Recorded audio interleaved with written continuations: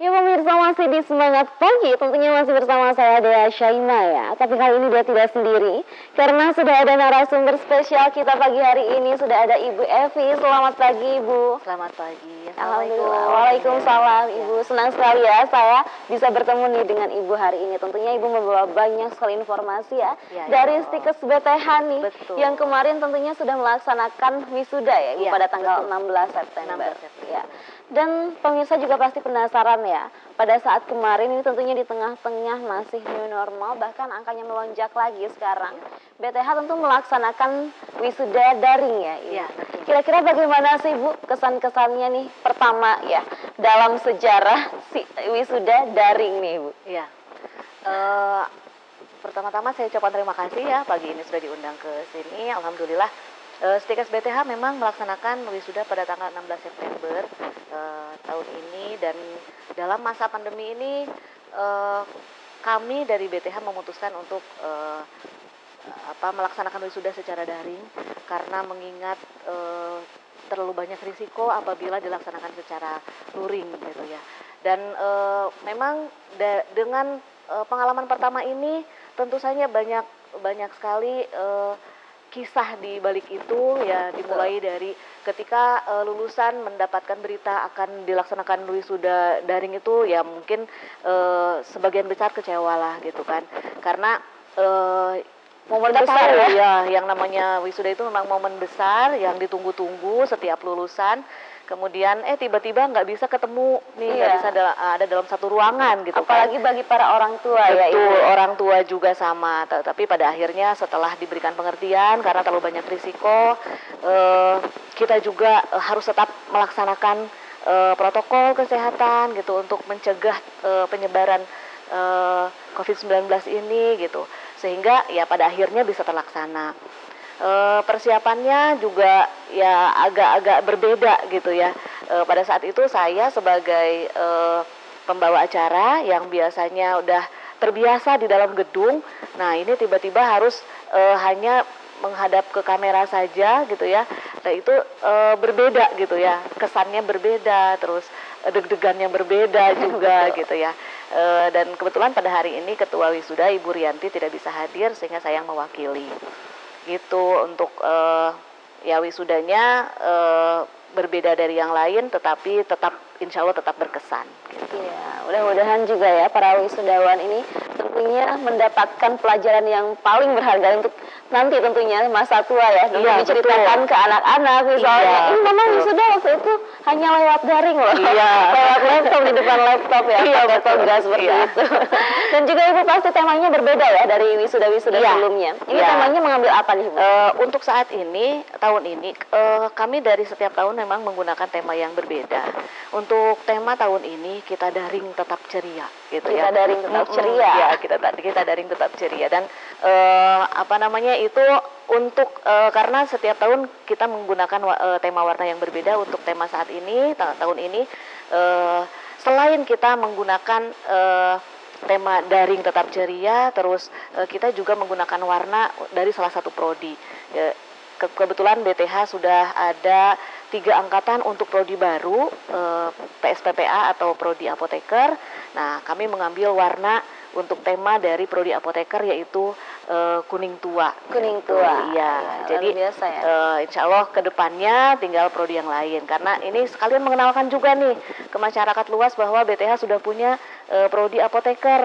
Ya, jadi nanti setelah S1 farmasinya lulusan bisa langsung mendaftar ke prodi apotekernya, dan kemudian juga nanti dari luar juga kami membuka, dipersilahkan. Dan untuk pendaftaran yang tahun ini udah angkatan ketiga sebenarnya gitu, karena setiap semester kami membuka baru gitu. Baik ya. Dan kemarin setelah wisuda nih Bu, kira-kira adakah lulusan terbaik nih?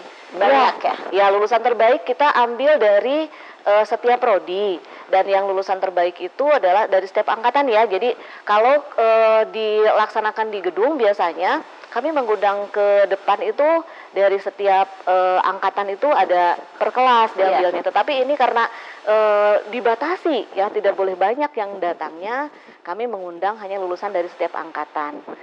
Tetapi ada perbedaan mungkin untuk pengambilan sumpah dari prodi keperawatan, lulusan prodi keperawatan itu harus ada 2 perwakilan laki-laki dan perempuan gitu ya, putra dan putri, sehingga khusus untuk yang lulusan prodi keperawatan ada 2 kemarin yang diambil dari terbaik kelas A dan kelas B gitu. Jadi yang diundang ke acara wisuda luringnya itu hanya yang terbaiknya itu gitu, dari prodi keperawatan ada 2 orang disertai oleh orang tuanya, kemudian dari farmasi 1 orang disertai orang tuanya, kemudian dari prodi TLM dan prodi RO juga sama gitu. Betul. Sehingga ya kami sudah benar-benar membatasi yang datang gitu. Jangan sampai melanggar aturan protokol kesehatan gitu. Tentu para wisudawan juga datang hanya sendiri ya, yang menjadi lulusan terbaik, tidak boleh ada pendamping. Pendampingnya ikutnya tapi orang tua saja. Jadi di luar orang tua, pendampingnya mengikuti melalui YouTube. Oke. Jadi kalau biasanya bergerombol ya Bu ya, biasanya satu keluarga besar pada seragaman semuanya. Tapi sekarang tentunya berbeda ya. Iya, betul. Dan menurut Ibu nih, apa sih yang menjadi plus minus nih dari sidang langsung, sidang luring ataupun juga dari sidang daring? Iya. Plus minusnya banyak. Ini tentu kesan pertama dan baru ya, menjadi pengalaman yang sangat berharga gitu bagi semua yang terlibat lah, terutama gitu kan. Kemudian untuk yang kesan lainnya ya berarti kita menjadi bagian dari sejarah gitu ya. Betul. Perbedaan dari setiap tahunnya gitu. Jadi anti mainstream benar-benar gitu kan acara yang hari ini. Untuk minusnya mungkin ya itu, jadi karena mungkin kita tidak bisa, ya biasanya kalau apalagi dosen-dosen ya pada saat melepas anak didiknya gitu kan, kemudian mereka itu sangat antusias, excited, ngajak foto-foto gitu kan ketika luring. Ini tidak ada ya, lulusan terbaik memang ikut gitu, tapi maksudnya mungkin kepuasan dari itu agak berkurang lah gitu. Ya, ternyata ini menjadi sejarah besar sekali ya Bu ya, dan betul. sangat berkesan juga ya. Berkesan. Meskipun hanya daring, tapi tentunya tidak menghilangkan kesan yang luar biasa mungkin ya bagi para wisudawan dan juga orang tua. Tentunya itu menjadi bagian dari cerita hidup yang akan menjadi sejarah kelak ya pemirsa. Dan Ibu tentunya kita masih akan berbincang ya, tapi setelah ini, karena tentunya kita masih akan kembali dengan informasi-informasi menarik lainnya. Jangan kemana-mana, tetap di Semangat Pagi.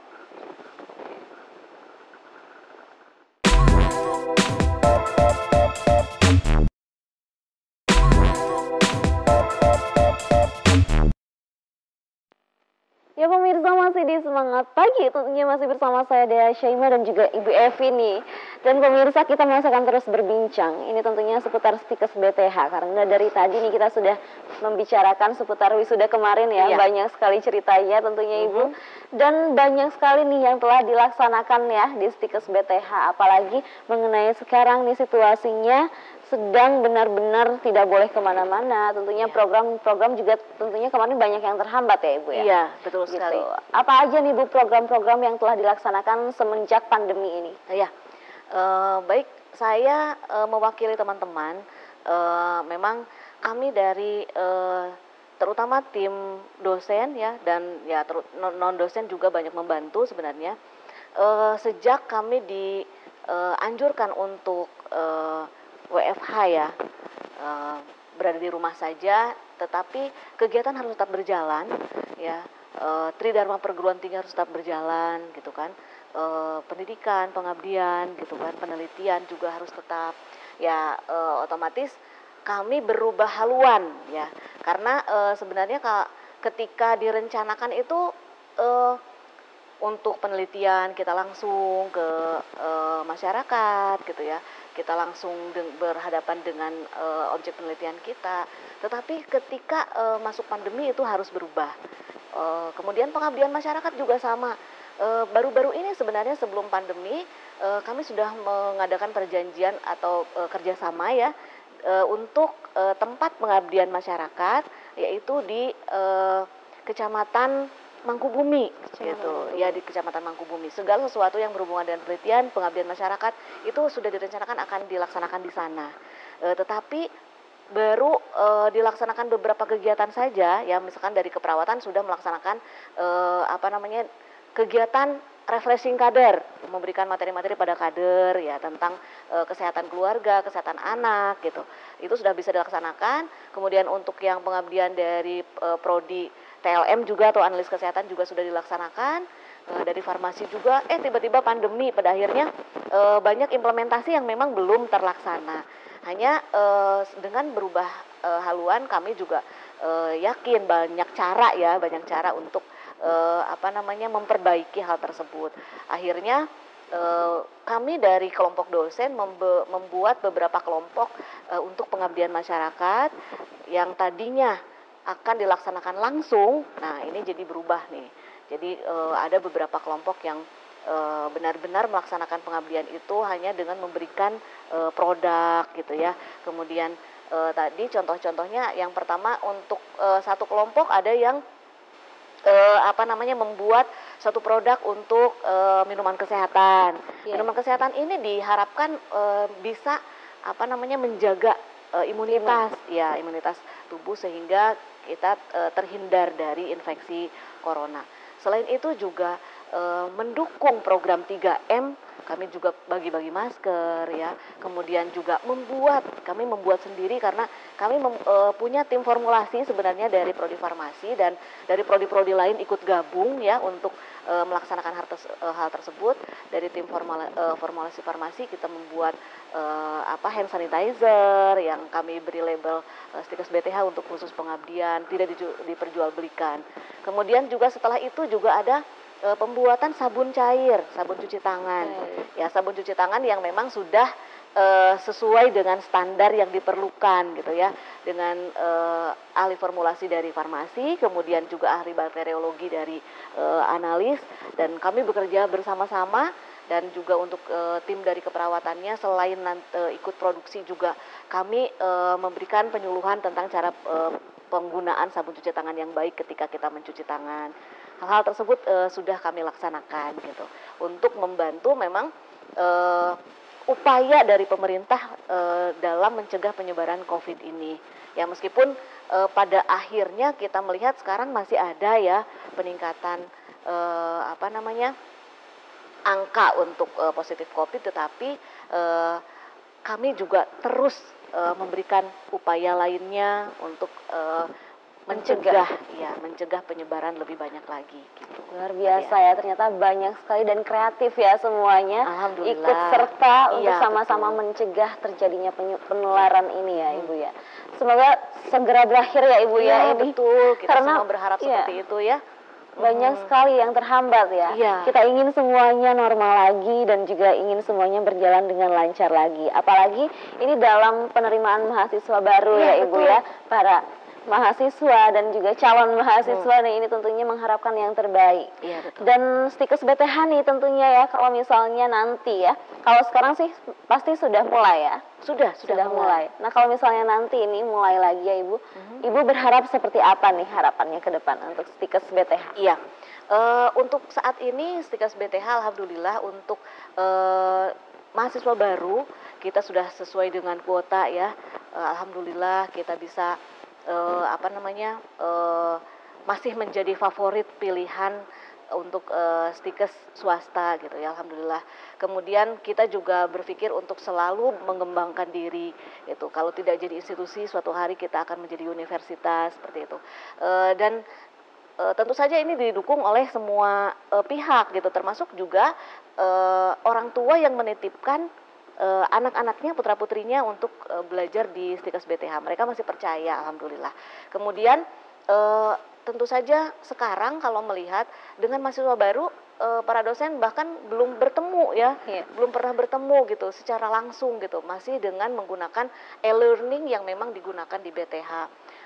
Atau dengan aplikasi-aplikasi lain seperti Google Meet atau Zoom gitu ya. Nah itu untuk pertemuan di perkuliahan pada saat ini. Harapan kami ya, saya terutama pada saat nanti kita selesai pandemi ya kita bisa menjalankan seluruh aktivitas dengan baik dan sesuai dengan apa yang sudah kita rencanakan gitu ya.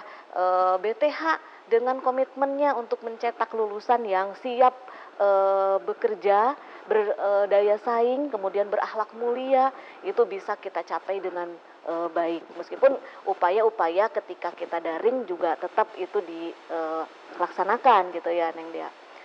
Pada akhirnya ya kami berharap daring ini bisa mewakili dari upaya kita untuk menjadikan lulusan tetap menjadi unggulan, tetapi juga kita juga tidak berharap ini sebenarnya berlarut-larut ya.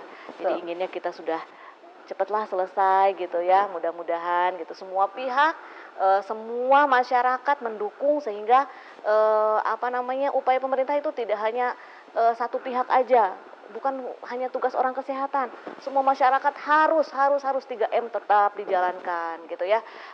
Jangan sampai saya melihat di jalanan sudah mulai lepas masker gitu ya, sudah mulai bosan cuci tangan, sudah mulai lupa bawa hand sanitizer kemana-mana, atau udah mulai ada kerumunan gitu. Mudah-mudahan itu nggak terjadi gitu ya.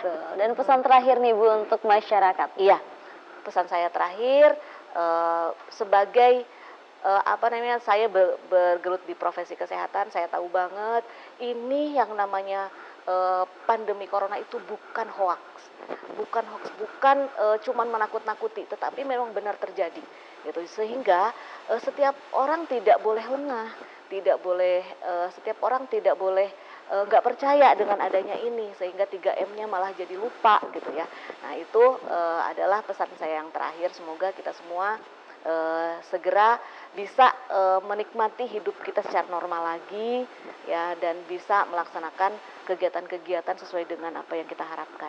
Amin ya, semoga semuanya cepat pulih ya Ibu ya. Iya betul. Dan juga harapan-harapan terbaik untuk Indonesia khususnya bisa segera terwujud. Terima kasih Ibu telah hadir ke Semangat Pagi. Insya Allah kapan-kapan bertemu lagi ya Ibu ya. Insya Allah. Terima kasih telah hadir ke Semangat Pagi, dan terima kasih juga nih untuk pemirsa yang telah menyaksikan Semangat Pagi. Dan jangan lupa untuk tetap saksikan Semangat Pagi setiap Senin sampai Jumat pukul 9 waktu Indonesia Barat. Saya Dea Syarina harus pamit undur diri. Terima kasih dan sampai jumpa. Wassalamualaikum warahmatullahi wabarakatuh. Tetap semangat pagi, be positive and never give up. Bye-bye.